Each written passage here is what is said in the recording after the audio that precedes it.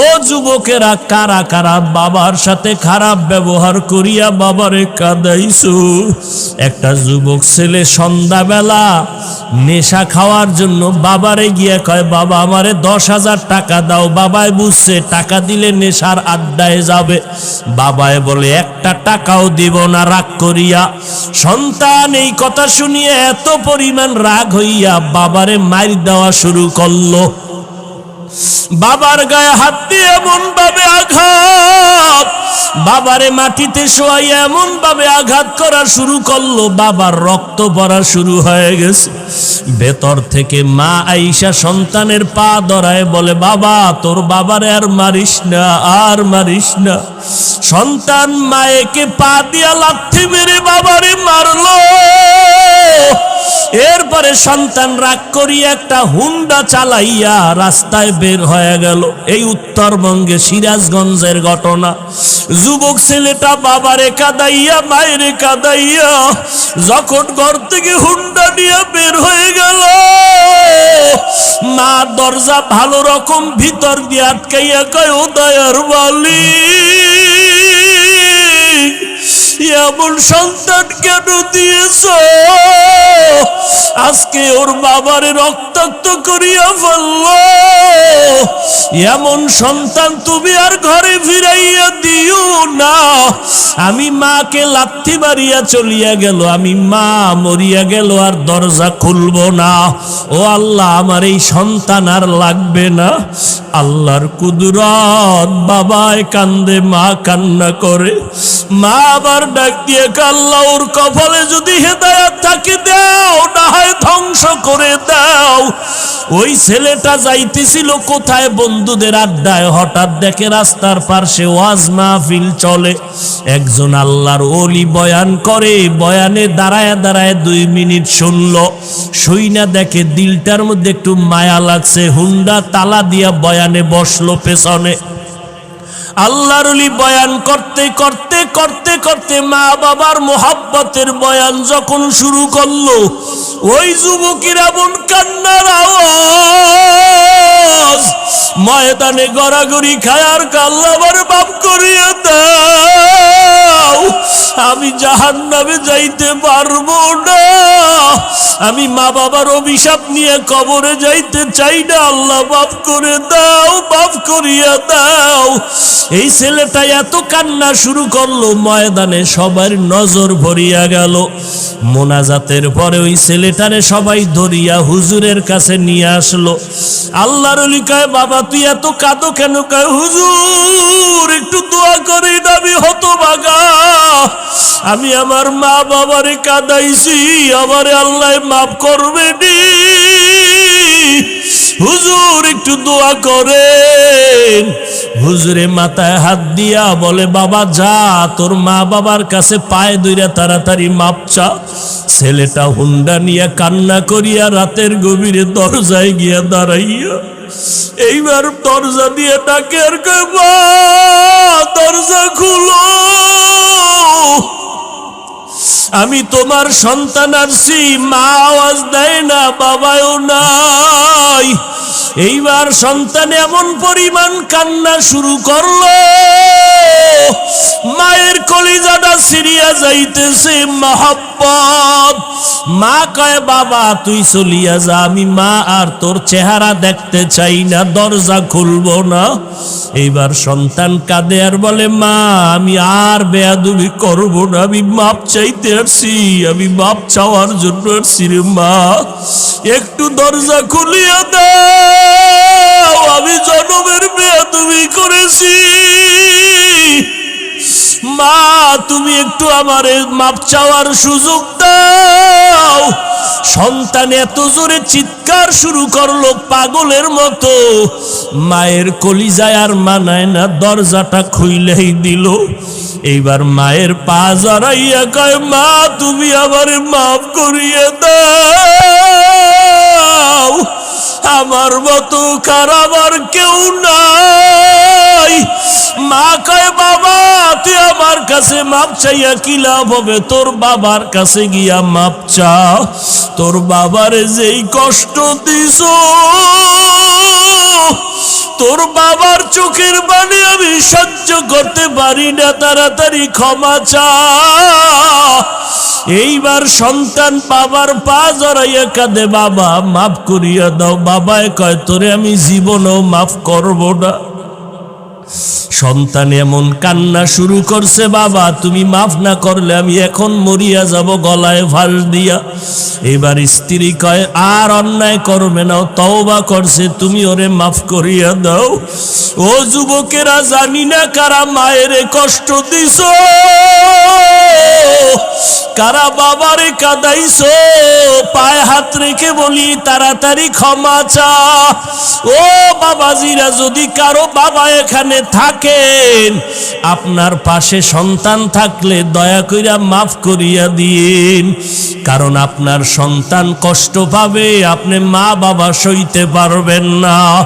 সন্তানের মাফ করিয়া দিয়েন। ও সন্তান, তোমার বাবা যদি এখানে থাকে, দৌড়াইয়া গিয়া বাবার কাছে এখনই মাপ চাইয়া নিও, কারণ এই মজলিসে কারো আমিন যদি কবুল হয়, কারো আমিন ফেরত যাবে না রে বাবা। এই ময়দানে বাবা থাকলে মাপ চাইয়া নাও। ওরে বাবায় যদি এই মুহূর্তে মাথায় হাত দিয়ে দেয়, আমার মাওলার আরশটা খুশি হয়ে যাবে রে বাবা। আল্লাহর কাছে 2 ফোঁটা চোখের পানি ছেড়ে কাঁদো, আর জীবনে দাড়ি কাটবা না, নামাজ ছাড়বা না, ওলামায়ে কেরামের বিরোধিতা করিয়া গুনাহগার হবা না। এখনই তওবা করো আর আমার মাওলার কাছে বলো, আল্লাহ মরিয়া গেলে আর নামাজ ছাড়বো না, দাড়ি কাটবো না, বেপরদায় চলবো না। আল্লাহ তাআলার কাছে দোয়া করো, আমিও আপনাদের দোয়া চাই।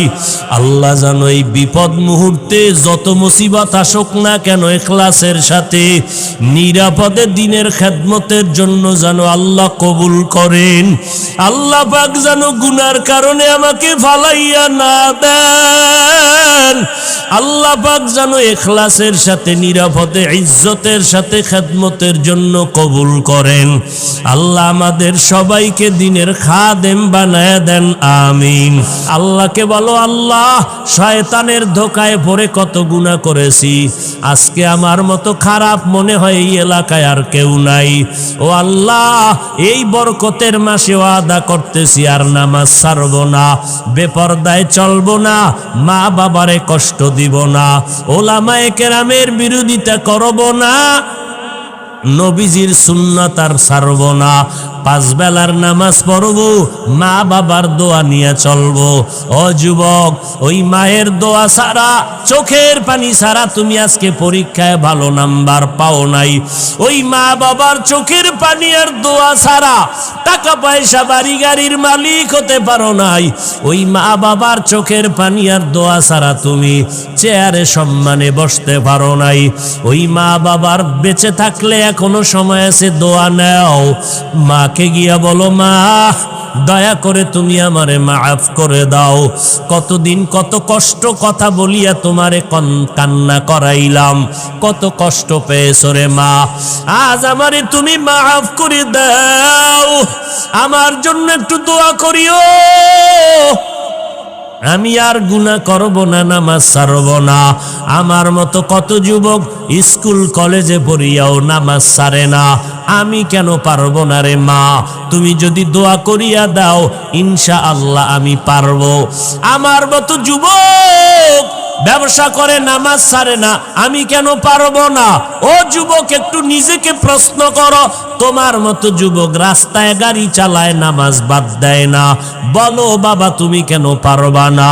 তোমার মতো যুবক ময়দানে কৃষি কাজ করে, নামাজ ছাড়ে না, নদীর মধ্যে মাছ ধরে, নামাজ ছাড়ে না, তুমি কেন পারবা না রে বাবা? আজকে যে মাহফিলে আসছি, এই বেটা তোমাকে এলাকায় যে বয়ানে আসছি, এই যে রানা, এই যে আমার বাম পাশে বসা, এদের হালাত তো তোমরা জানো। জীবনে মসজিদে যায় নাই, মাদ্রাসায় যায় নাই, এরা এত বড় খারাপ লাইনে ছিল, নামাজ নাই, রোজা নাই। আজকে আল্লাহ তাদেরকে এমন হেদায়েতের মালা গলায় পরাইয়া দিলেন, আজকে মাদ্রাসা চালাইতেছে, কত ছাত্রই মাদ্রাসায় পড়ে হাফেজ হয়ে গেল।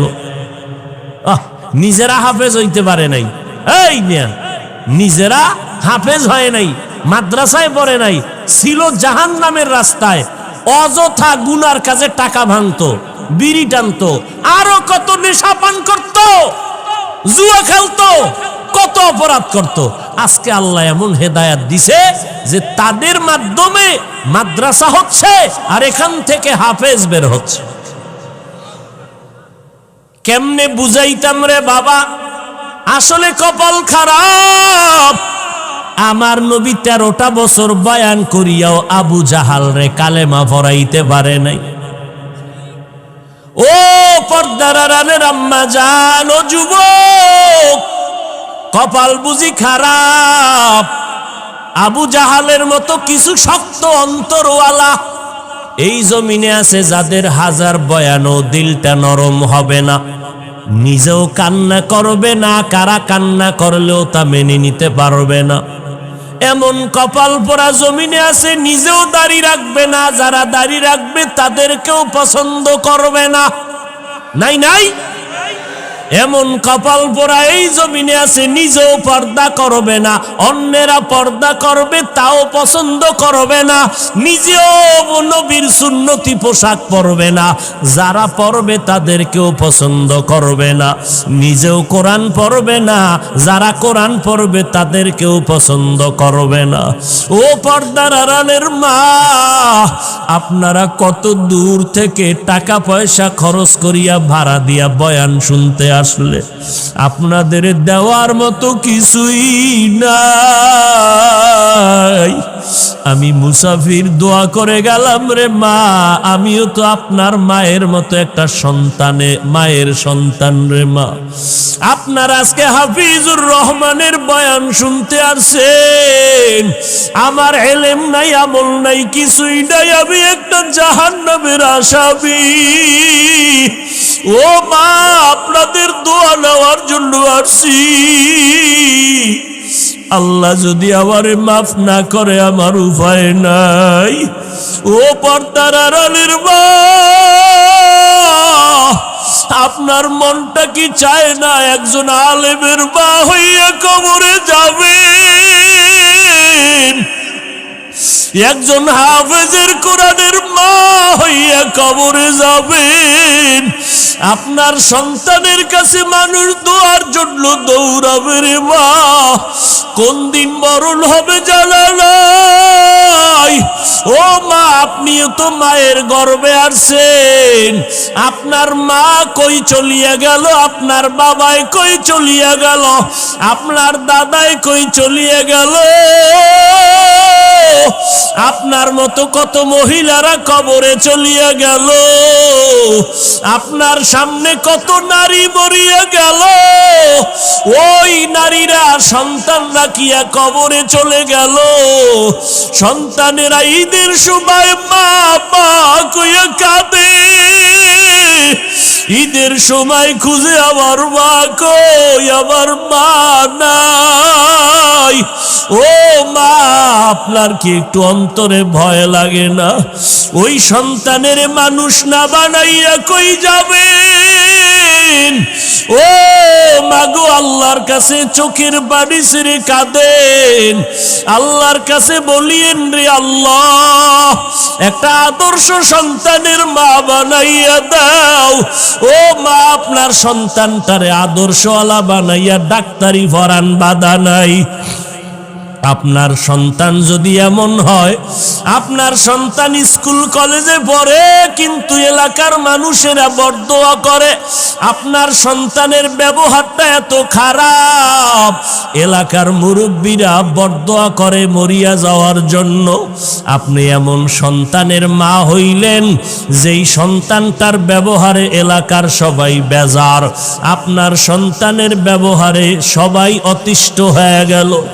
আপনার সন্তানের ব্যবহারে আপনিও খুশি না, আপনার সন্তানের ব্যবহার এত খারাপ যে বাবাও খুশি না, মাও খুশি না, আপনার ঘরের কেউ খুশি না। ও মা, এমন একটা সন্তান যদি রাখিয়া যান, এই সন্তানের বরদোয়া মানুষে করবে, আপনারাও কবরে গিয়া শান্তি পাবেন না। আপনার সন্তানটারে ডাক্তার বানান, ইঞ্জিনিয়ার বানান, অনুরোধ করে গেলাম, নিষেধ নাই, তবে আদর্শ আলা বানাইয়া যান। পারলে সন্তানের হাতটা ধরিয়া বলবেন, ওগো বাবা, আমি মা কোন দিন মরে যাব জানা নাই, তোর কাছে আমার অনুরোধ, তুই স্কুল কলেজে পড়, বাধা নাই, তবে বাবা আমি মায়ের দাবি, তুই 5 বেলার নামাজ আর ছাড়বি না, তুই কোনদিন আর আলেম ওলামাদের বিরোধিতা করবি না, মুরব্বীদের সামনে খারাপ আচরণ করবি না। আপনি মা যদি সন্তানের হাতটা ধইরা বলেন, আমার মনে হয় সন্তানের আপনার কথা ফালায়া দিবে না। আবার নামাজের মুসল্লায় গিয়া যদি আমার আল্লাহর একটু ডাক দিয়া বলেন, ও দয়ার মালিক, আমার সন্তানটারে তুমি কবুল করে নাও, ও আল্লাহ তুমি আমার সন্তানের আদর্শওয়ালা বানাইয়া দাও। ও মা, কলিজা দিয়া দোয়া করিয়েন। আমাদের কাছে অনেক মা বাবারা দোয়া চায়, সন্তান কথা শুনে না। আমি অনেক বাবাদের বলি, আপনারা বাবা হইয়া যদি দোয়া করতেন, আমাদের হুজুরদের কাছে যেই পরিমাণ দোয়া চাইলেন, এর 10 ভাগের 1 ভাগ দোয়া যদি আপনি মা বাবা হইয়া করতেন, আল্লাহ কবুল করে ফেলতো। ও পর্দার আড়ালের মা, দুনিয়াতে আসছেন, স্বামীর ঘরে আসছেন, কি কামাই রাইখা কবরে যাইতেছেন, এমন কি আদর্শ রাখলেন, আপনি মরিয়া গেলে মানুষ কি স্মরণ করিয়া দোয়া করবে? যদি একটা ভালো সন্তান রেখে যান, মানুষ দোয়া করবে, মহিলা একটা ভালো সন্তান রেখে গেল। যদি আপনি 5 ওয়াক্ত নামাজ পড়িয়া স্বামীর সংসার সাজাইয়া যান, মরিয়া গেলে সবাই দোয়া করবে, মহিলা আমানতদার ছিল, স্বামীর মাল নষ্ট করে নাই, স্বামীর সাথে খারাপ ব্যবহার করে নাই। ও মা, এই দোয়াগুলো আপনি পাইবেন। আমি আপনার সন্তানের মতো হইয়া বলে গেলাম, ওরে পিছনে যদি অপরাধ করিয়া থাকেন, আজকে আল্লাহর কাছে একটু চোখের পানি ছাড়িয়া দোয়া করেন আর কাঁদেন। গুনার কারণে যদি দিলটা শক্ত হয়, চোখে পানি না আসে, আমার আল্লাহকে বলেন, আল্লাহ কান্নাওয়ালা চক্ষু দাও। ও যুবক, পাও 2টা যদি আগাইয়া দিতি, আমি তোর পায়ে হাত রাখিয়া বলতাম, আর গুনাহ করিস না রে বাবা। ওরে আমার মাওলার কালামের মিথ্যা মনে করিও না রে যুবক, আমার আল্লাহর আযাবের কথা মিথ্যা মনে করিস না রে বাবা। ওরে সাহাবায়ে কেরাম এত পরিমাণ আমল করিয়া যদি কান্না করতে পারে, তুমি কেন কাঁদবা না রে বাবা? আরে ওলামায়ে কেরাম, আল্লাহওয়ালারা জীবন ভর যদি কান্না করেন, তাহাজ্জুদ পড়িয়াও, তোমার তো নামাজ নাই, রোজা নাই, দাড়ি নাই, টুপি নাই, তোমার কি পরিমাণ কান্না করা দরকার? আজকে ডানে বামে তাকাইয়া দেখাও কি একটু তোর অন্তরে লজ্জা লাগে না? দেখ কত যুবকের চোখে পানি। ওরে তোর চোখে কেন পানি নাই রে যুবক? ওরে মা বাবার বরদোয়া নিয়েছ, গুনার কারণে আমার আল্লাহ বেজার। ওরে বাবা, চোখের পানির এত দাম, এত দাম। ওরে চোখের পানি ছাড়লে যদি সন্তানের কান্নায় যদি মা বাবার দয়া লাগে, ছাত্র যদি কাঁদে ওস্তাদের দয়া না হইয়া পারে না। দুনিয়ার মানুষ যদি চোখের পানি দেখলে দিলটা মায়া কইরা ধরিয়া বসে। ওরে আমার আল্লাহর কুদরতি অন্তরে কি মায়া কম? ও বান্দা, তুই যদি 1 ফোঁটা চোখের পানি ছেড়ে দাও, আমার মাওলার কুদরতি অন্তরে জোশ আসিয়া যাবে। আর যদি বলতে পারো, আল্লাহ এই ময়দানে আমার মতো গুনাহগার কেউ নাই, আমার গুনার খবর আমার মা জানে না, বাবাই জানে না, আমি কত বড় জাহান্নামের আসামি। আমার গুনার খবর আমার ভাই জানে না, বন্ধুরা জানে না, মাওলা তুমি জানো। গুনার কারণে তুমি রাগ করিয়া পানিও বন্ধ করো নাই, বাতাস বন্ধ করো নাই, খানাও বন্ধ করো নাই। আজকে আমি গুনার কথা স্মরণ করিয়া তওবা করতেছি, আর গুনাহ করব না, দাড়ি কাটবো না, নামাজ ছাড়বো না, মা বাবারে কষ্ট দিব না। ও যুবকেরা, কে জানি মায়ের কষ্ট দিয়া কাঁদাইছো, ওরে মায়ের সাথে খারাপ ব্যবহার করিয়া মায়েরে কাঁদাইছো রে বাবা। ওই মা বাবা বেঁচে থাকলে গিয়া পায়ে ধর, ওরে মায়ের পায়ে ধরলে তোর সম্মান যাবে না, বরং বাড়বে। বাবারে যদি কাছে পাও, পাও জড়াইয়া মাপ চাই, সম্মান কমবে না। ওরে বাবাই যদি তোর মাথায় হাত উঠাইয়া দোয়া করে, সাথে সাথে কবুল।